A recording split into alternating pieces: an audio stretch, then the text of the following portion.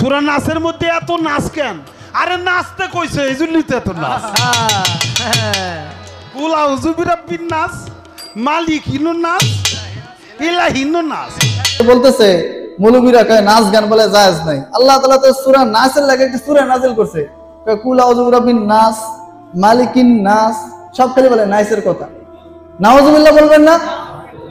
এই সমস্ত মুরতাদ নাস্তিক তারা মুসলমানদের সামনে এই সমস্ত কোরআনের আয়াতকে ব্যঙ্গ করতেছে, নাউযুবিল্লাহ।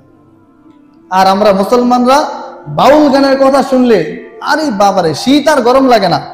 ফজর নামাজ আসতে গেলে শীত লাগে। গরমকালে মসজিদে মুসল্লি কি সমস্যা? মসজিদে বেশি গরম, এসি নাই।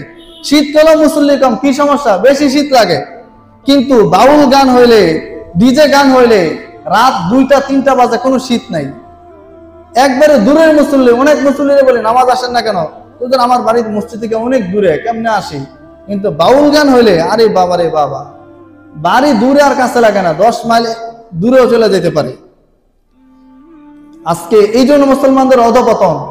আমরা মুসলমান জাতি আমাদের ঈমান ধ্বংস করে দিয়ে চলে যেতেছে, আর আমরা টাকা দিয়ে আপ্যায়ন করে তাদেরকে আমাদের সমাজে আনতেছি।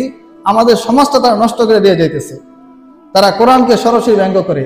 আরেকজন দেখলাম সে দাড়ি রাখে না, দাড়ি রাখে না, এটা একটা গুনার কাজ। আবার এটার জন্য সে যদি আবার এটাকে ছন্দ বানায়, এটা যদি বিদ্রুপ করে, এটা সরাসরি কুফরি। সে বলতেছে আমি দাড়ি রাখি না 2 কারণে। সে দেখেন প্রথমে একটা জাল হাদিস বলে, কয় সে আমি শুনছি প্রত্যেকটা দাড়ির মধ্যে নাকি 70টা করে ফেরেশতা থাকে।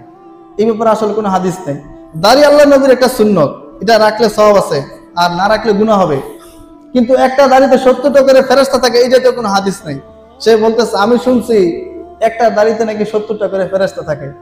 এখন আমি যদি দাড়িগুলো রাখি, প্রত্যেকটা দাড়িতে 70টা করে ফেরেশতা থাকবো, এত ফেরেশতার ভার আমি নিতে পারবো না। নাউযুবিল্লাহ। তুই বেটা দাড়ি রাখস না, এটাই তো গুনার কাজ।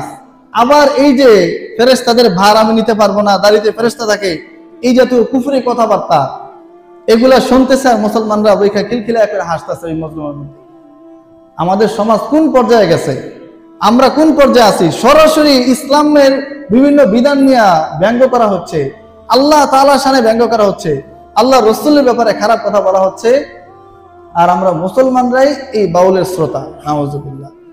এই জন্য প্রিয় হাজিরিন, এই যে বাউল সমাজ অধিকাংশ হচ্ছে গাঁজাখোর, ইসলাম সম্পর্কে তাদের ন্যূনতম ধারণা নাই। তারা বিভিন্ন জায়গায় গিয়ে শুরু রাত্রে কিন্তু তারা খারাপ কিছু করে না, রাত্রে 10টা পর্যন্ত ভালোই ওয়াজ করে। রাত্রে 10টার পরে শ্রোতা কিছু পরিবর্তন হয়, তাদের শিল্পীয় কিছু পরিবর্তন হয়। রাত্রে 10টার পরে আস্তে আস্তে তবলা শুরু করে। এরও রাত যত গভীর হয় তাদের নোংরামি, তাদের বেহাপনা তত বাড়তে থাকে।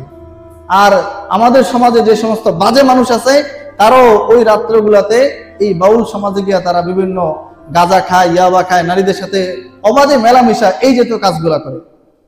এই জন্য প্রিয় হাজিরিন, এই সমস্ত কাজগুলো থেকে আমাদেরকে হেফাজত থাকতে হবে, সতর্ক থাকতে হবে। জাতির ওলামায়ে কেরাম তারা পুরো জাতিকে রাহবারি করেন, জাতির বিভিন্ন সমস্যায় তারা প্রত্যেকটা পদক্ষেপ গ্রহণ করেন। আমরা দেখেছি